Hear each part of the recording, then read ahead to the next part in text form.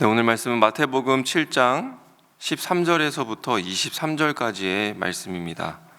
우리 함께 교독하시고 마지막 절은 함께 읽도록 하겠습니다. 좁은 문으로 들어가거라. 멸망으로 이끄는 문은 넓고 그 길이 널찍하여서 그리로 들어가는 사람이 많다. 생명으로 이끄는 문은 너무나도 좁고 그 길이 비좁아서 그것을 찾는 사람이 적다. 거짓 예언자들을 살펴라. 그들은 양의 탈을 쓰고 너희에게 오지만 속은 굶주린 이리들이다. 너희는 그 열매를 보고 그들을 알아야 한다. 가시나무에서 어떻게 포도를 따며 엉겅퀴에서 어떻게 무화과를 딸 수 있겠느냐. 이와 같이 좋은 나무는 좋은 열매를 맺고 나쁜 나무는 나쁜 열매를 맺는다. 좋은 나무가 나쁜 열매를 맺을 수 없고 나쁜 나무가 좋은 열매를 맺을 수 없다. 좋은 열매를 맺지 않는 나무는 찍어서 불 속에 던진다. 그러므로 너희는 그 열매를 보고 그 사람들을 알아야 한다. 나더러 주님 주님 하는 사람이라고 해서 다 하늘나라에 들어가는 것이 아니다. 하늘에 계신 내 아버지의 뜻을 행하는 사람이라야 들어간다. 그날에 많은 사람이 나에게 말하기를 주님 주님 우리가 주님의 이름으로 예언을 하고 주님의 이름으로 귀신을 쫓아내고 또 주님의 이름으로 많은 기적을 행하지 않았습니까? 할 것이다. 함께 읽겠습니다. 그때 내가 그들에게 분명히 말할 것이다. 나는 너희를 도무지 알지 못한다. 불법을 행하는 자들아 내게서 물러가라. 아멘. 자, 우리가 운전을 하다 보면 이제 요즘은 어디를 가더라도 내비게이션이 그 방향을 그리고 그 목적을 알려주기 때문에 참 편하게 가게 됩니다. 그리고 그 내비게이션이 있기 이전에는 우리가 여러 표지판들을 보며 그 목적지를 향해 가게 되죠. 또 우리 교회 앞에서는 30km 이하로 달리라는 그 경고와 그리고 단속 카메라가 있습니다. 그리고 목적지까지 얼마 남았는지 알려주는 그런 표지판들을 지나치면서 우리는 그 목적을 향해 조심하게 안전하게 달려가죠. 예수님의 이 산상수훈이 이런 안내판과 이런 표지판의 역할로서 우리를 안내하고 우리의 삶을 가르쳐 주고자 하셨습니다.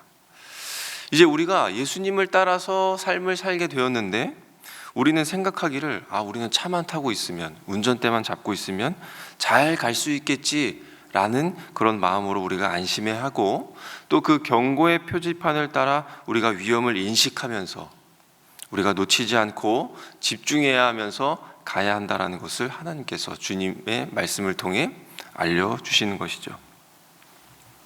예수님이 알려주시는 그 첫 번째 안내와 그 경고 표지판은 바로 좁은 문으로 들어가시오입니다. 사람들은 이 다수의 사람의 출입이 잦은 문과 그 길에 생명이 있다라고 그렇게 생각하며 살아가고 있습니다. 그러나 예수님은 하나님 나라로 가는 문과 길은 오히려 좁고 찾는 사람이 적기 때문에 그 넓은 문과 그 넓은 길을 조심하라 라고 그렇게 말씀합니다. 왜 생명으로 들어가는 문이 더 크고 왜 넓지가 못하는 것일까요? 왜 그 문은 좁은 것일까요? 그것은 바로 예수님만이 그 문을 여셨기 때문입니다. 왜 좁고 협착할까요? 누구도 가지 않았던 그 길을 홀로 가셔서 그 길을 만드셨기 때문입니다. 우리가 동네 뒷산에 이렇게 등산하러 갈 때 보면은 등산로가 있죠. 그 길이 왜 좁은 것입니까? 한 사람이 오르고 또 그 뒤에 있는 사람이 따르다 보니까 그 길이 그렇게 생겨나게 된 것입니다. 그러면 도대체 예수님께서 말씀하고 계시는 그 좁은 문, 그 좁은 길, 그것은 어떤 것일까요? 구약과 신약에서도 이 좁은 문이라는 그 의미가 많이 나타나 있지 않습니다. 오늘 본문과 함께 누가복음에서 그 좁은 문, 좁은 길이라고 하는 것이 의미가 나오는데요. 아마도 이 신약 시대에 이해할 수 있고 또 좁은 문이라고 하면 떠오르는 이미지가 있었을 것입니다. 그게 아마도 예루살렘이었을 것인데 보통 도시는 그 평지에 세워지는데 예루살렘은 아주 높은 곳에 그리고 삼면이 골짜기로 둘러싸여 있는 그곳에 세워졌습니다. 그래서 가는 길도 오르막길이었고 하나밖에 없었고, 넓은 대로가 아닌 좁기도 좁고 오르막길로 되어 있는 그곳이었습니다. 그리고 그 길 끝에 예루살렘 안으로 들어갈 수 있는 문이 하나 있었는데, 그 좁은 문을 통해서 예루살렘으로 들어갈 수 있었습니다. 그래서 예수님께서 좁은 문 하니까 그들에게 떠올랐던 것은, 예루살렘에 들어가는 그 좁은 문, 그리고 그 좁은 길을 떠올렸을 것입니다. 예수님은 단순히 이 예루살렘이라고 하는 그 장소로 가는 문을 의미하지 않았고, 결국 하나님 나라로 들어가는 그 문을 연결해서 말씀하고 계시는 것입니다. 예루살렘이라는 곳이 어떤 곳이었습니까? 하나님 나라를 상징하고 예표하는 장소였죠. 그곳은 높은 곳에 있고, 그곳에는 하나님이 계시고, 그것은 하나님께서 통치하시며 하나님 나라의 백성을 가르치는 그 율법이 나오고 생명이 거기로부터 나온다는 영적 의미가 담겨 있는 곳이죠. 그래서 그곳은 언제나 거룩한 곳, 율법이 시작되는 곳, 말씀이 선포되는 그 근원으로 보았다라는 것이죠. 그럼 그 반대로 넓은 문과 이 널찍한 길이라는 말을 들었을 때 그들은 어떤 이미지를 더 떠올렸을까요? 지금도 그런 말이 있죠. 모든 길은 로마로 통한다라는 그런 말이 있습니다. 로마는 한때 세계의 중심이었습니다. 그리고 세계로 뻗어나갈 수 있는 여러 갈래길을 내었던 제국이었습니다. 그리고 그 들어가는 문은 굉장했고, 그 길은 대로였습니다. 병거와 마차가 충분히 통과하고 다닐 수 있을 만큼 넓었다는 것이죠. 사람들은 로마에 모여들었고, 넓은 문과 넓은 길과 편한 길과 그 길을 통해서 그 세상 나라로 흘러 들어가는 사람들이 많았습니다. 그 이전에도 거대한 문명이었던 바벨론, 그 바벨론도 큰 문과 큰 길을 가졌습니다. 그래서 그 화려한 큰 그 세상 나라는 결국 어떤 결말을 맞이했습니까? 멸망하거나 갈라졌다는 것입니다.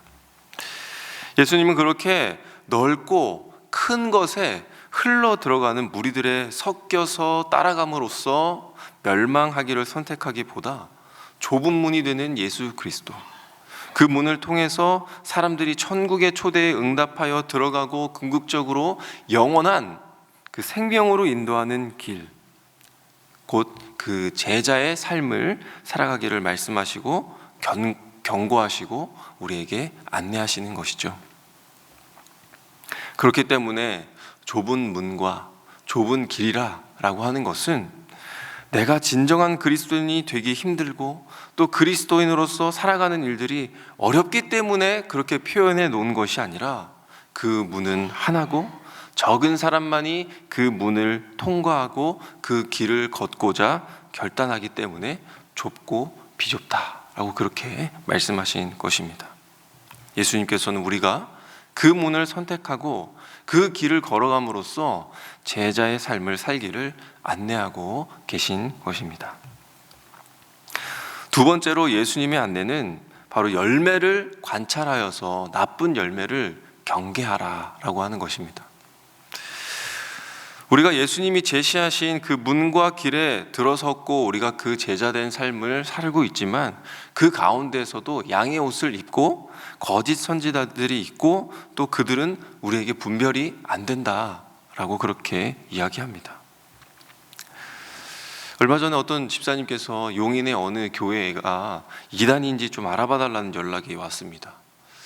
그분이 말하기를 겉은 멀쩡하고 사람들도 좋아 보이고 결정적으로 대한예수교 장로회라고 적혀 있는 것을 보고 새벽 기도를 다니기 시작했는데 뭔가 좀 이상했다라는 겁니다. 조사를 해보니까 이미 오래전부터 이단으로 규정되어 있었고, 신사도 운동을 비롯해서 성경의 비교리적 선포, 예를 들면 지금도 선지자를 통해서 하나님은 사역을 하고 계시고, 하나님은 그 선지자를 통해서 직통 계시를 주셔서 사역하고 또 말씀을 선포한다라고 그렇게 주장했던 교회였습니다. 그래서 거짓 선지자들의 특징은 무엇이냐면 그럴듯해 보인 말들을 하고 자기가 하고 싶어하는 이야기를 하며 우리가 듣고 싶어하는 이야기를 전달한다라는 그런 특징이 있습니다. 비슷해 보이지만 하나님의 말씀과 뜻을 왜곡시켜서 다른 잘못된 길로 인도한다라는 것이죠. 이들을 우리가 어떻게 구분할 수 있겠습니까? 구약 성경에서는 이 참 선지자와 거짓 선지자에 대해서 구별할 수 있는 그 시험이 무엇이냐면 바로 기다려 보라라는 것이었습니다.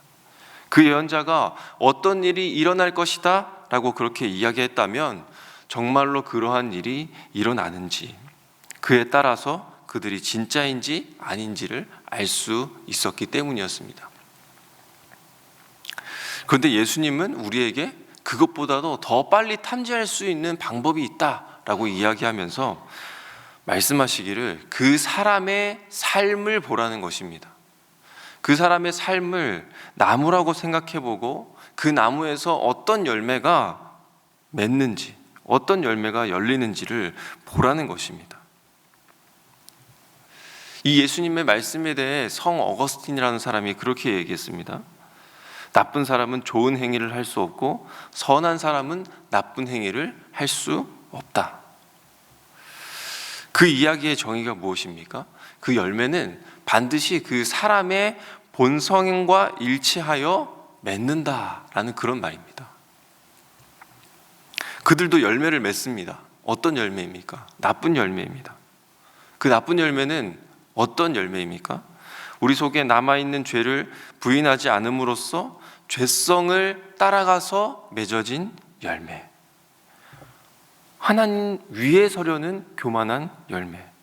하나님과 분리된 채로 육으로 맺는 열매를 바로 나쁜 열매라 하는 것이죠. 그리고 반대로 주님은 다른 말씀에서도 이 좋은 열매에 대해서 이야기하십니다. 그것은 어떤 열매입니까? 좋고 아름다운 열매입니다. 우리 안에 계신 성령을 따라 맺는 열매. 성령이 계속해서 예수를 보여주고 말씀으로 우리를 인도하여서 예수님을 닮게 하는 그 예수 닮은 열매입니다.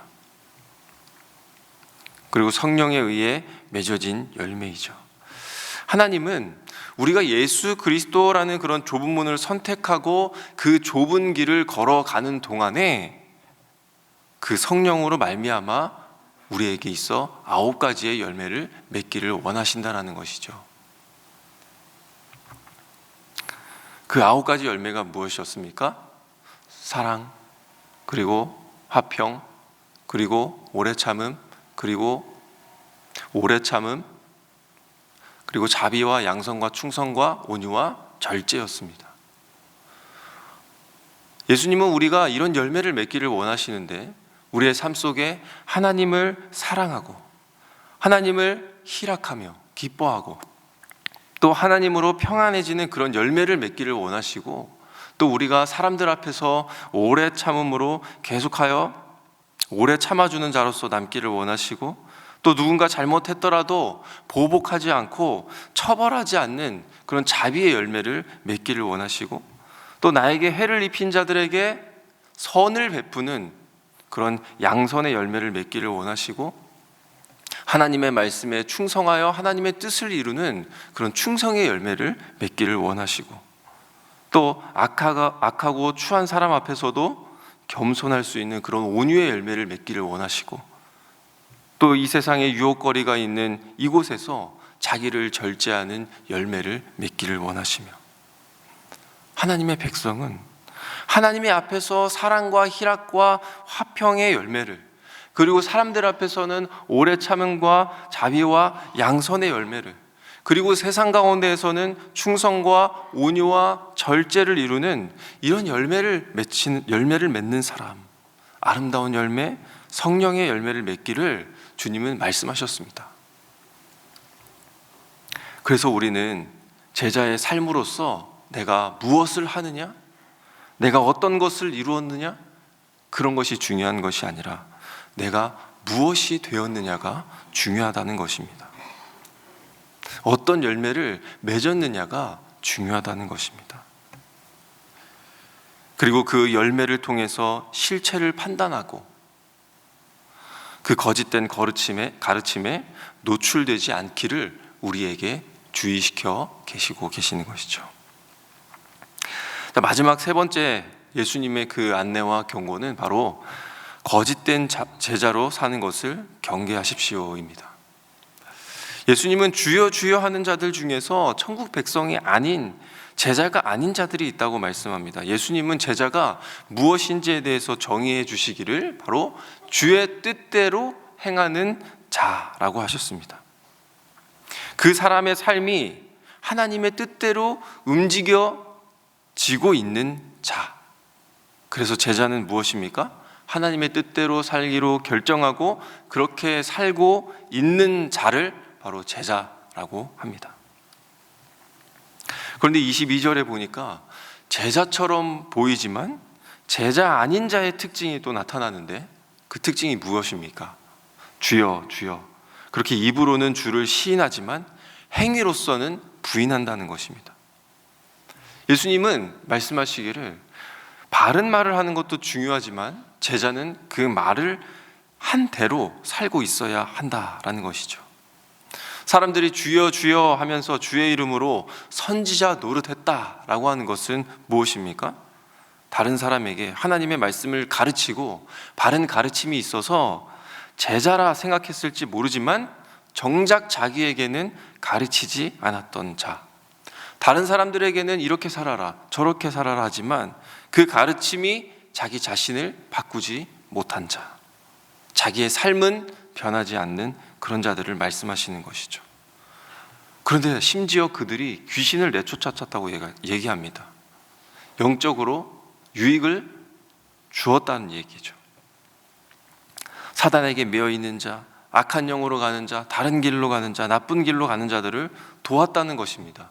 그리고 주의 이름으로 많은 권능을 행하고 가정과 사회에 유익이 되는 일들을 했고 능력이 나타났고 교회까지 세우는 그런 좋은 결과를 일으켰는지는 모르겠지만 정작 이 권능이 무엇입니까? 자기에게는 아무 변화를 일으키지 못하는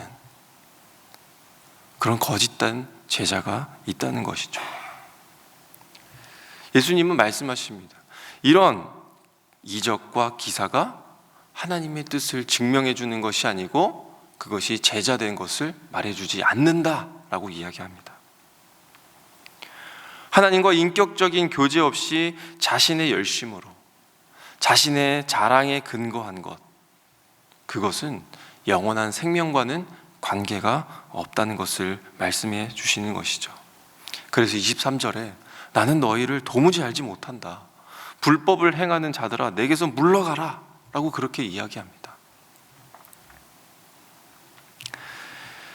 앞서 말한 그런 위대한 일들이 참된 제자라고 말할 수 있는 최종적인 지표가 될 수 없습니다. 그것은 하나님 나라의 참된 문이 되시는 예수님께로부터 온 것도 아니고 아버지의 뜻에 따른 사역도 아닌 것입니다. 영적으로 유익을 가져왔다 하여도 악한 일꾼, 거짓된 제자로 판명될 사람들이 있다는 것입니다. 중요한 것은 내가 주님을 아는 게 중요한 게 아니라 주님이 나를 아느냐라는 것이 중요하다는 것입니다. 그래서 참된 제자의 증명함이란 이 일들이 바로 아버지의 뜻을 순종하는 일에 촉진시키고 있느냐, 그것을 의미하고 있는 것이죠. 오늘 나의 삶이 이 좁은 문을 통과하여 주님이 걸어가신 그 제자의 길을 걸으며 오늘 나의 열매가 이 성령의 열매로 또 하나님과 사람과 세상 앞에 열매 맺고 아버지의 뜻을 행함으로 제자됨을 증명하며 살아가시는 우리 성도님들이 되시기를 간절히 소망합니다. 오늘 말씀을 기억하며 우리 함께 기도하길 소망합니다. 이 제자의 길을 간다는 것은 또 거룩한 길, 또 하나님의 뜻대로 살기 위하여 좁은 문을 선택하고 그곳을 향해 걸어가는 그것입니다. 뿐만 아니라 우리가 진리의 말을 듣기로 결정하고 우리가 들은 대로 우리 주님의 말씀대로 내 삶을 움직이기로 결정하고 또 살고 있는 것이 있어야 함을 우리가 기억하며 기도하면 좋겠습니다. 주의 뜻대로 행하며 주님을 닮은 제자로 살아갈 수 있도록 하나님 함께하여 주시옵소서라고 이 시간 함께 기도하기를 원합니다. 또 오늘은 국가와 선교사들을 위해 기도하는 날입니다. 거짓 선지자들과 거짓 제자들로 미혹되는 이 나라에 보이지 않는 이 현 상태를 하나님께서 돌보아 주시기를, 그리고 또한 세계적으로 돌며 자신이 선지자이고 예수님임을 지칭하는 자들의 계략에서 구하시는 하나님의 손길을 하나님 보여 주시옵소서.